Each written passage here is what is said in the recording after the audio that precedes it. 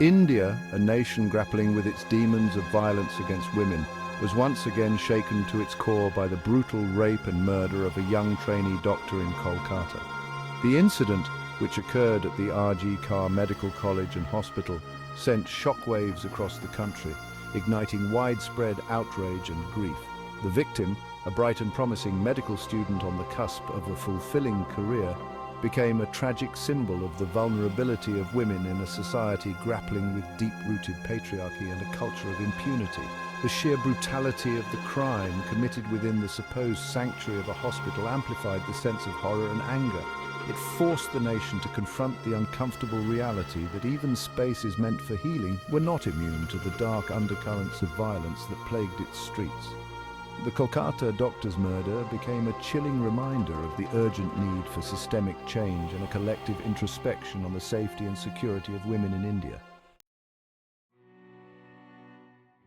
The victim, whose name is withheld to protect her family's privacy, was more than just a statistic. She was a daughter, a friend, a promising medical professional with dreams and aspirations. Hailing from a middle-class family, she had overcome numerous challenges to secure her place in medical school, a testament to her determination and intelligence. Colleagues and professors remember her as a bright, compassionate individual, deeply committed to her calling of alleviating suffering and healing the sick. Her dedication to her patients was unwavering, often going beyond the call of duty to ensure their well-being. Her warm smile and gentle demeanor brought solace to those under her care. Beyond her academic pursuits, she was a talented artist, finding solace and expression through her paintings. She was an avid reader, her bookshelves reflecting a curious mind eager to explore diverse worlds and ideas. Her tragic and untimely demise cut short a life brimming with potential, leaving behind a void in the hearts of all who knew her. The gruesome discovery of the doctor's lifeless body within the confines of the hospital sent shockwaves through the medical community and beyond. The crime scene, a seminar room within the hospital premises, bore witness to the horrific violence inflicted upon her. Initial police reports painted a chilling picture of a brutal sexual assault followed by strangulation, highlighting the sheer brutality and depravity of the act. The initial response from the police was met with criticism, with accusations of negligence and a lackadaisical approach to securing the crime scene. Public anger mounted as crucial evidence seemed compromised due to delayed procedures and a lack of sensitivity in handling the case. The pressure mounted on the authorities to conduct a thorough and transparent investigation, bringing the perpetrators to justice and restoring public faith in the system. The investigation into the Kolkata doctor's murder was fraught with challenges, navigating a complex web of conflicting witness testimonies, a botched crime scene, and mounting public pressure. The police, under intense scrutiny, faced the daunting task of piecing together the events leading up to the murder, identifying all those involved, and establishing a clear motive for the crime. Despite the initial setbacks, the investigation gained momentum with the emergence of crucial CCTV footage from the hospital premises. The footage revealed the movements of the accused, a hospital staff member, placing him at the scene of the crime around the time of the murder. This breakthrough, along with forensic evidence collected from the crime scene and witness testimonies, strengthened the case against the accused, leading to his arrest and subsequent trial. Section 5. Government response and political fallout. The brutal murder of the doctor in Kolkata sparked outrage and protests across the country, forcing the government to take cognizance of the issue and respond to the public outcry. The West Bengal government, led by Chief Minister Mamata Banerjee, faced severe criticism for the deteriorating law and order situation in the state, particularly the safety of women. In response to the mounting pressure, the government announced a slew of measures, including increased police patrolling, stricter security measures in public places, and faster-track courts to deal with crimes against women. However, these measures were seen by many as too little, too late, failing to address the deeply entrenched societal issues that enabled such violence. The incident also ignited a political blame game, with opposition parties using the tragedy to attack the ruling government's track record on women's safety. Section 6. Trial by media sensationalism and the spread of misinformation.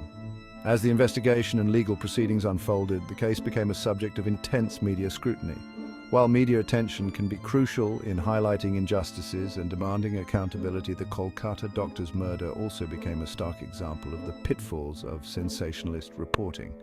The constant barrage of graphic details, speculative theories, and the relentless pursuit of TRPs often overshadowed the pursuit of justice and sensitivity towards the victim and her grieving family.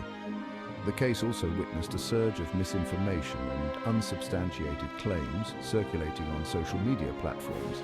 Rumors about the victim's personal life, the alleged involvement of influential figures, and conspiracy theories surrounding the motive behind the crime spread like wildfire, further muddying the waters and hindering the course of justice. The spread of misinformation not only hampered the investigation but also caused immense pain and distress to the victim's family, who were already grappling with an unimaginable loss. Section 7. Justice served, the legal proceedings and verdict. The trial of the accused in the Kolkata doctor's murder was closely watched by the nation, with many hoping for swift and exemplary punishment for the heinous crime. The prosecution, armed with forensic evidence, witness testimonies, and CCTV footage, presented a strong case against the accused, highlighting the brutal nature of the crime and the premeditated intent behind it. The defense, on the other hand, attempted to poke holes in the prosecution's case, raising doubts about the timeline of events and the reliability of witness testimonies. However, the prosecution's evidence proved to be overwhelming, leading to the court convicting the accused of rape and murder. The sentencing phase of the trial was met with a collective sigh of relief as the court handed down the death penalty to the accused, bringing a sense of closure to a case that had shaken the nation's conscience. Section 8. A city awakens public outrage and demands for change. The brutal murder of the doctor in Kolkata ignited a wave of protests and demonstrations across the city and beyond, as citizens took to the streets to express their collective grief, anger, and a shared sense of vulnerability. The protests, fueled by a deep-seated frustration with the lack of safety for women and the perceived inaction of the authorities, reflected a society at a tipping point. The protests were not merely an outpouring of grief, they were a resounding call for change. People from all walks of life, cutting across social and economic barriers, demanded better security measures, stricter laws, and a societal shift in attitudes towards women. The protests forced the government and law enforcement agencies to acknowledge the gravity of the situation and the urgent need for concrete action to address the issue of violence against women. Section 9. Beyond the verdict, a call for systemic reforms. While the conviction and sentencing of the accused in the Kolkata doctor's murder case brought a sense of closure, it also served as a stark reminder that true justice extends beyond individual punishments. It necessitates a comprehensive overhaul of the system, addressing the root causes that allow such heinous crimes to occur with impunity. The case highlighted the urgent need for systemic reforms in law enforcement, ensuring greater sensitivity and efficiency in handling cases of violence against women. It underscored the need for stricter laws, faster trials, and a more robust support system for victims, encouraging them to come forward without fear of social stigma or intimidation. More importantly, it brought to the fore the need for a societal shift in attitudes towards women, challenging patriarchal norms, and fostering a culture of respect and equality. Section 10. Continuing the fight, vigilance, support, and a safer future. The fight for a safer and more equitable society for women in India is far from over. The Kolkata doctor's murder, while a stark reminder of the challenges that lie ahead, also ignited a spark of hope, galvanizing a movement for change. The protests, the public discourse, and the collective demand for justice have paved the way for a long and arduous journey towards creating a safer India for women.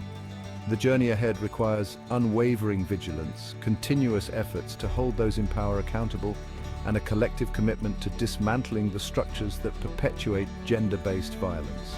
It demands unwavering support for victims, empowering them to break their silence and seek justice without fear or shame. It requires a fundamental shift in societal attitudes, embracing equality, respect and empathy as the cornerstones of a just and equitable society. The fight continues, fueled by the memory of the Kolkata doctor and countless others who have been silenced by violence, until the day India can truly claim to be a safe haven for all its women.